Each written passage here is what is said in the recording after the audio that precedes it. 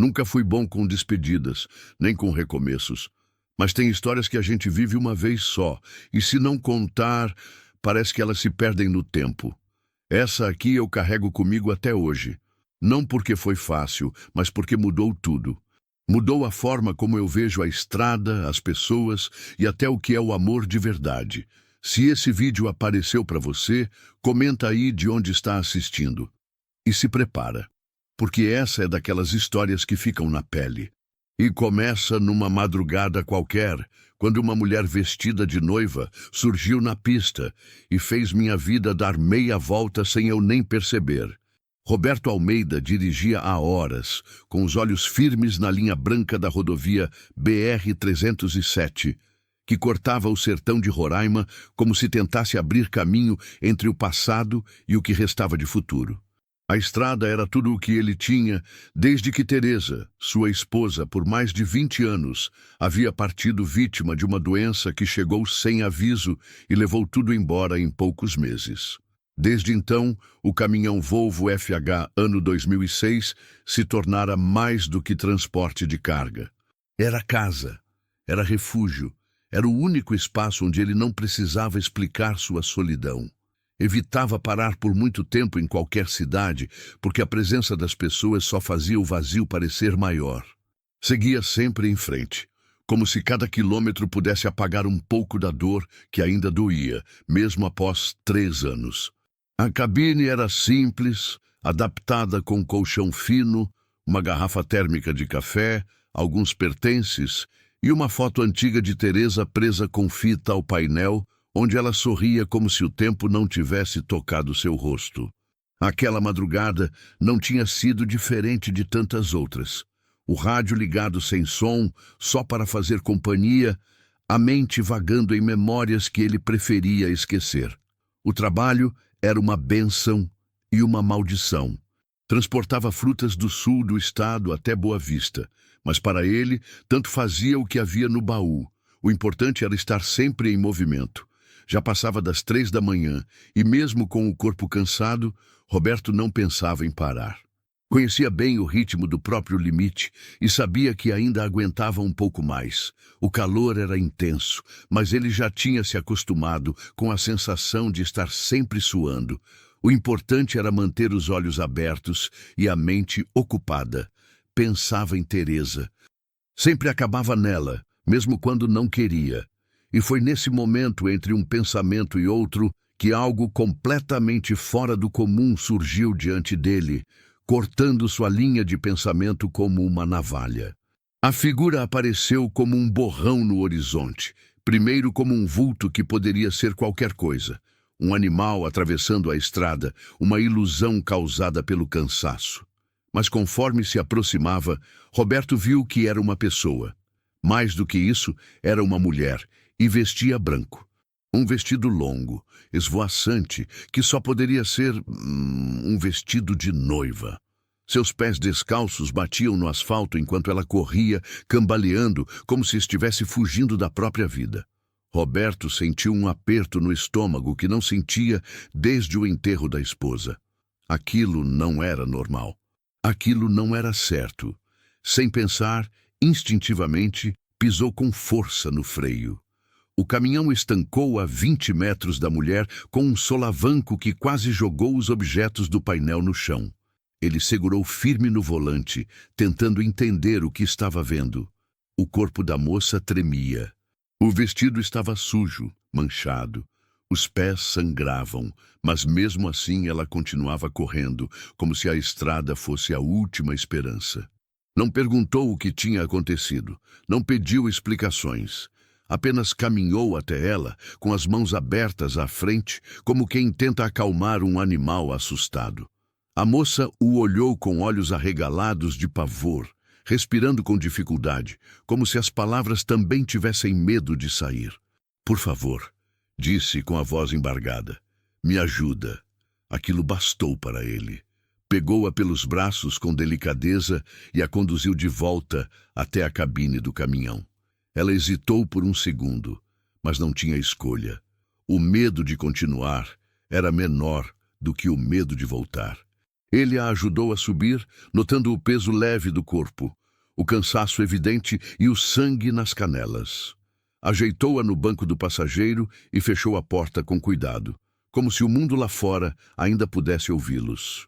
Precisava entender com quem estava lidando, precisava saber o que fazer a seguir. Olhou de canto para a jovem. A luz fraca do painel revelava um rosto jovem, machucado pelo pânico e pela estrada. Os cabelos estavam desgrenhados, colados ao rosto. As mãos pequenas agarravam o tecido sujo do vestido, tentando manter alguma dignidade naquele cenário absurdo. "Qual é seu nome?" perguntou ele com voz baixa, quase paternal. A moça respirou fundo, lutando contra o choro. "Helena", respondeu finalmente com um fio de voz. Roberto assentiu sem insistir. Era o suficiente por hora. Helena, um nome que ele não esqueceria tão cedo. Bebeu com pressa, quase engasgando, e então voltou a olhar para ele. O silêncio entre os dois era carregado de perguntas, mas nenhuma delas foi feita naquele momento. Roberto sabia que algumas dores precisavam de tempo para virar palavras. Não perguntaria de onde ela vinha, nem de quem estava fugindo. Sabia que, seja qual fosse a resposta, envolvia desespero. Ligou o farol alto novamente e engatou a marcha lenta, voltando à estrada com Helena ao seu lado. A vida tinha mudado de novo, sem aviso. A última vez que isso tinha acontecido, Teresa ainda estava viva. Agora era diferente, era outra história. Mas o sentimento era o mesmo, instinto de proteger. Roberto não estava mais sozinho, e ainda que não soubesse onde estavam indo, sabia que a partir daquele instante a viagem não era mais só dele. Helena, ferida, vestida de branco e marcada pelo medo, agora fazia parte do trajeto. Ele olhou para ela de novo, tentando entender o que o destino queria com aquilo. Ela permanecia em silêncio, mas seus olhos falavam e diziam: "Não me deixa voltar." E ele não deixaria, porque havia algo naquela cena que ele reconhecia. O mesmo desamparo que ele próprio havia sentido anos atrás. Roberto acelerou com cuidado. A estrada e o silêncio seguiam como sempre. Mas agora havia Helena, e isso mudava tudo. Helena demorou para falar. Estava sentada no banco do passageiro, ainda com o vestido de noiva rasgado, as mãos trêmulas sobre o colo, segurando o tecido sujo como se aquilo fosse a única coisa que restava da dignidade que lhe arrancaram. Roberto a olhava de soslaio enquanto dirigia, sem pressionar. Ele sabia que existiam silêncios que não se violam, até que ela finalmente respirou fundo e disse, como quem confessa um pecado: "Fugi do meu casamento." A voz saiu baixa, mas firme o suficiente para que ele entendesse que aquilo era só o começo. Ela não esperava perdão, nem palmas. Só precisava tirar o peso de dentro do peito.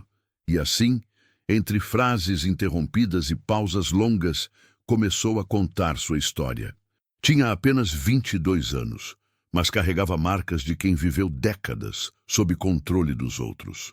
Era o tipo de sujeito que chegava a qualquer lugar, com bota cara, chapéu de aba larga e o olhar de quem acha que o mundo lhe pertence.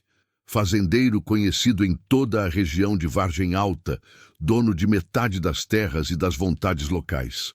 O pai de Helena, endividado até o pescoço por causa de uma seca que arrasou a produção de café, encontrou em Otávio a saída que considerou conveniente: entregar a filha em troca da quitação das dívidas.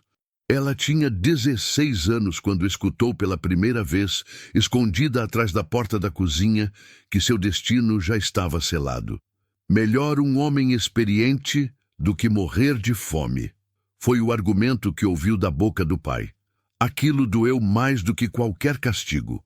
Desde então, Helena soube que estava sozinha e que só teria paz se fosse forte o bastante para quebrar o ciclo. A surra que levou do pai serviu como aviso. Não haveria segunda chance. Passou semanas trancada no quarto, com a mãe entrando apenas para levar comida e fingir que nada estava acontecendo. A segunda tentativa foi aos 19, quando tentou se esconder na casa de uma tia em Guarapari.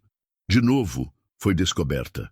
Otávio tinha olhos por toda parte, como se a região fosse um tabuleiro onde ele movia todas as peças. Da terceira vez, já aos 21, chegou a conseguir um emprego de balconista em uma loja de roupas em Cachoeiro de Itapemirim. Ficou quase 2 meses longe. Achou que tinha conseguido.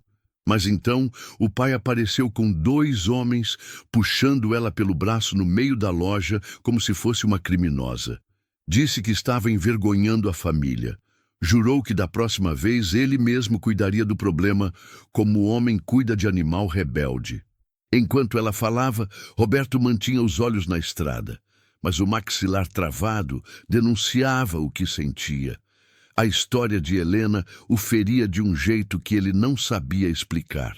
Era como se a vida estivesse lhe jogando um espelho, mostrando o quanto o silêncio diante da injustiça pode ser tão cruel quanto a própria violência. Ele me tocava sem permissão, ela continuou, referindo-se a Otávio. Dizia que eu era dele, que depois do casamento eu aprenderia a ser uma esposa obediente. A voz falhava, mas ela não parava. Não mais. Meu pai dizia que era minha obrigação, que mulher boa é mulher que obedece. Roberto não interrompia, deixava que ela falasse. Sabia que era isso que ela mais precisava, ser ouvida sem julgamento. Cada palavra era um espinho arrancado à força, e cada pausa era uma memória dolorosa sendo finalmente enfrentada.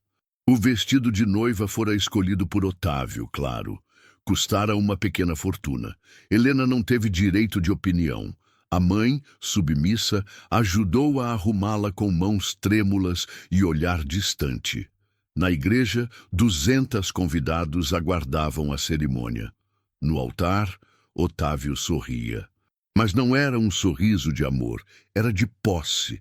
Quando ouviu os primeiros acordes da marcha nupcial, Helena sentiu o coração bater descompassado. Disse à mãe em voz baixa: "Eu não posso, me ajuda." A resposta foi seca. "Agora é tarde, minha filha. Mulher não escolhe, aceita." Aquilo foi a última gota. No instante seguinte, Helena saiu correndo pelos fundos da igreja. Arrancou os saltos, levantou o vestido e correu sem olhar para trás. Cortou o mato, tropeçou em pedras, sujou o que era branco. Correu até não sentir mais as pernas, até o mundo virar um borrão. Correu até encontrar a estrada, até ver o caminhão de Roberto. Nem sob ameaça, nem sob chantagem. Helena o olhou surpresa, como quem não espera mais nada de ninguém. Mas ali, naquela estrada solitária, encontrou o que ninguém havia lhe dado: escolha. "Eu vou te ajudar", ele completou, já consciente de que aquilo poderia lhe trazer problemas.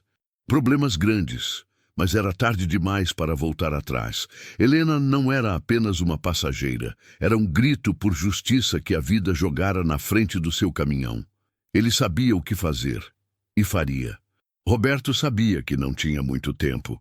Quando ouviu Helena terminar sua história e viu no rosto dela aquela mistura de medo e alívio, entendeu de imediato que a fuga dela não ia passar despercebida por muito tempo. Um homem como Otávio Barreto, com dinheiro, influência e orgulho ferido, não aceitaria ser desafiado daquela forma. E quando homens assim são contrariados, costumam partir para cima com tudo que têm. Foi por isso que ele não pensou 2 vezes. Ligou o motor do caminhão e seguiu rumo norte, em direção à Fortaleza. Conhecia aquela estrada como a palma da mão e sabia que era melhor se afastar o mais rápido possível de Vargem Alta. Ao mesmo tempo, precisava pensar em uma forma de dar a Helena alguma estrutura. Ela estava exausta, machucada e ainda vestia o mesmo traje que usava na igreja. Não podia continuar fugindo indefinidamente com os pés feridos e a alma em pedaços. "Vamos para Fortaleza", disse ele sem rodeios. "Lá consigo atendimento para você. E roupa também, Mas até lá precisamos passar despercebidos. Roberto, do outro lado, mantinha o foco na estrada e evitava falar para não forçar intimidade. Mas aos poucos, percebeu que ela começava a se soltar. Primeiro foram perguntas simples. Onde ele tinha nascido? Há quanto tempo trabalhava como caminhoneiro, se era sempre sozinho na boleia? Depois vieram os comentários, as lembranças, os primeiros risos tímidos. A transformação era visível. Aquela moça que horas antes implorava por socorro, agora começava a lembrar que podia existir fora das grades invisíveis da submissão. E isso tocava Roberto de um jeito que ele não esperava. Fazia tanto tempo que não ouvia alguém rir do lado dele que aquele som simples parecia coisa de outro mundo. A última vez que tinha vivido algo parecido foi com Teresa, e só agora percebia como a solidão lhe cobrava silenciosamente todos os dias, sem pausa. Helena contou que nunca tinha saído do Espírito Santo. Sonhava conhecer o mar, mas o pai dizia que mar era coisa de gente à toa. Ela, que sempre gostou de ler, de desenhar, de cuidar dos bichos da fazenda, foi convencida desde cedo de que seu lugar era ao lado de um homem que lhe garantisse comida e teto. Mas agora, cada quilômetro percorrido ao lado de Roberto era também um passo em direção a uma nova ideia, a de que ela podia, sim, viver por conta própria. Você é a primeira pessoa que não me manda calar a boca, ela disse em determinado momento, e isso doeu mais em Roberto do que qualquer estrada esburacada. Porque ele sabia o que era não ser ouvido. Sabia o que era passar a vida se moldando ao que os outros esperam. E talvez fosse por isso que eles se entendiam sem precisar de muitas palavras. Ambos tinham sido amputados em silêncio por uma vida que lhes negou escolhas. Agora, na fuga, descobriam que estavam começando a se reconstituir. O plano era seguir direto até Fortaleza, mas uma mudança repentina no tempo atrapalhou os planos. Uma tempestade se formava no céu, pesada e urgente. Roberto, experiente, soube na hora que não dava para continuar. A visibilidade caiu rápido demais. Os limpadores de para-brisa mal davam conta, e a estrada começava a ficar perigosa. Viu uma placa indicando um posto antigo e decidiu parar ali. Era um lugar afastado, com uma cobertura improvisada e estrutura mínima, mas serviria de abrigo até o pior da chuva passar. Estacionou o caminhão com cuidado, desligou o motor e virou-se para Helena. Ela estava com as mãos frias, mas os olhos atentos. Não reclamou da pausa, só queria segurança, mas a segurança durou pouco. Quando ainda estavam no caminhão, tentando se ajeitar para esperar, os faróis de uma caminhonete surgiram em meio à neblina de chuva.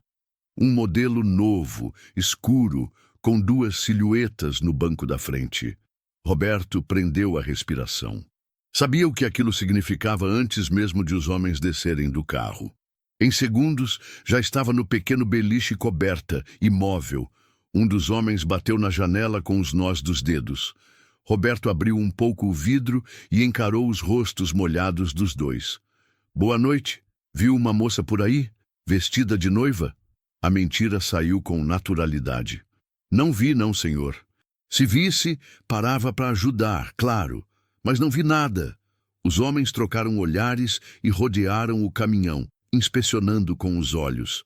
O mais baixo parecia desconfiado, mas o outro, aparentemente o líder, deu de ombros e fez sinal para voltarem ao carro. Roberto esperou. Só respirou fundo quando viu a caminhonete sumindo na estrada molhada. Então se virou e puxou a lona. Helena ainda tremia, mas estava intacta. Eles se foram, disse ele, com alívio na voz. Sentou-se de volta ao banco do carona, tentando recuperar o fôlego. Roberto passou a mão pelo rosto molhado de suor e chuva, encarando o vazio pela frente. Sabia que aquele era só o começo. Otávio não ia desistir fácil. Mas ali, sob o barulho da tempestade que começava a enfraquecer, ele sentiu que algo mais forte se firmava entre ele e Helena. Um pacto silencioso de resistência. O plano seguia o mesmo. Assim que a chuva desse trégua, continuariam até Fortaleza. Ela precisava de cuidados. Precisava de roupa, comida, de um mínimo de estrutura. Mas, acima de tudo, precisava de tempo. E agora tinha alguém disposto a lhe dar isso. Enquanto o caminhão permanecia parado naquele posto isolado, ainda sob os ecos dos passos dos homens que vinham atrás dela, Roberto decidiu que não ia recuar, nem por medo, nem por ameaça. Porque mais do que fugir, eles estavam indo rumo ao desconhecido, e às vezes é só nele que a liberdade se esconde. Fortaleza parecia outro mundo para Helena. As ruas movimentadas, as vozes cruzando em todos os tons, os rostos que não a conheciam, tudo isso era, para ela, uma liberdade inédita. Ao chegar à cidade, Roberto não perdeu tempo. Foi direto a um posto de saúde no bairro Parangaba. Lá explicou que a jovem havia sofrido um acidente na estrada. Não deu detalhes. Helena permaneceu em silêncio. E a enfermeira, uma senhora de cabelos presos e olhar gentil, entendeu que havia mais naquela história do que eles estavam dizendo. Mesmo assim, não fez perguntas. Os ferimentos nos pés foram limpos e enfaixados. Recebeu analgésico e recomendação de repouso. Helena agradeceu com os olhos e, quando saíram do posto, sentou-se no banco do caminhão com as mãos apertando os joelhos, em silêncio. Roberto apenas ligou o motor e seguiu. Ele sabia que havia dores que nem a medicina alcança, e essa ela precisava processar sozinha. A cada peça que colocava, parecia perder um pedaço da prisão invisível que carregava desde a infância. Ao sair do provador, usando uma blusa azul clara e uma calça jeans, olhou-se no espelho e sorriu de leve. Roberto, encostado em uma parede, viu aquele sorriso e percebeu que ali começava, de verdade, o recomeço dela. Pagou as compras sem alarde. Helena quis agradecer, mas ele cortou com uma frase curta. Depois você me paga com liberdade. Na volta para o caminhão, ela carregava uma sacola com roupas novas, mas o que realmente pesava em suas mãos era a ideia de estar começando a ser dona de si. Sentaram-se na cabine sem pressa. Pela primeira vez, a viagem parecia ter um propósito que ia além da fuga. Foi naquela mesma tarde, enquanto comiam sanduíches comprados na esquina, que Helena falou pela primeira vez sobre o futuro. Disse que tinha um sonho antigo: estudar enfermagem. Contou que, quando pequena, costumava cuidar dos animais machucados na fazenda. Era a única hora em que se sentia útil de verdade. Mas os pais diziam que era besteira de menina, que mulher tinha que aprender a fazer comida, cuidar do marido e calar a boca. Roberto a escutou com atenção. Não disse nada, mas dentro dele algo se mexeu. Era como ouvir Teresa, tantos anos antes, falar dos alunos que não acreditavam em si. Era como lembrar que um dia ele também teve uma mulher ao lado que queria transformar o mundo, e que tudo o que pôde fazer foi apoiar. Você acha que é tarde demais para tentar? Helena perguntou sem encará-lo. Nunca é tarde para começar a viver, ele respondeu. A frase simples caiu como promessa entre eles. Helena, deitada no banco do carona, acordou no meio da madrugada com uma ideia fixa na cabeça. Sentou-se, puxou a cortina improvisada que separava a cabine do beliche e viu Roberto deitado, coberto com um cobertor simples. Roberto, ela sussurrou. Ele abriu os olhos. Posso te pedir uma coisa? Ele assentiu, ainda sonolento. E se eu viajasse com você por um tempo? Só até eu me organizar. Ele ficou em silêncio por alguns segundos. Aquilo o pegou desprevenido. Não porque não quisesse, mas porque entendeu que o que estava nascendo ali era mais que companheirismo. Era parceria. Era confiança. Você tem certeza disso? Perguntou. A estrada é dura. Nem sempre tem banho, nem sempre tem conforto. Helena sorriu. Melhor do que viver presa em uma casa com medo. E eu gosto de conversar com você. Ele sorriu de volta. Então é isso, mas aqui é tudo dividido. Cada um faz sua parte. Ela respondeu com firmeza. Fechado. Fez do improviso um lar. Lavava as roupas quando paravam, cuidava da comida, lia quando tinha um sinal de internet. Às vezes, desenhava em um caderno velho que encontrou no fundo da cabine. Já Roberto redescobria o prazer de ter alguém com quem dividir o silêncio e as palavras. Quando paravam para abastecer, ela descia do caminhão com segurança. Não andava mais como quem se esconde, andava como quem pertence. E ele, do lado de dentro, observava com admiração o quanto aquela mulher estava renascendo diante dos seus olhos. Numa manhã, enquanto tomavam café sentados na beira da estrada, ela disse: Nunca pensei que um caminhão seria meu primeiro lar de verdade. Roberto segurou a xícara com força e respondeu: Às vezes, é na estrada que a gente aprende a ficar. Helena e Roberto seguiram viagem, sem saber exatamente para onde ir depois de Fortaleza. Mas agora o rumo era outro.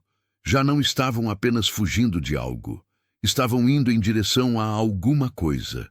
Ela carregava nos olhos uma vontade de viver que antes estava soterrada sob o medo. Ele carregava no peito uma responsabilidade que não pesava. Pelo contrário, fazia-o se sentir mais vivo do que nos últimos anos.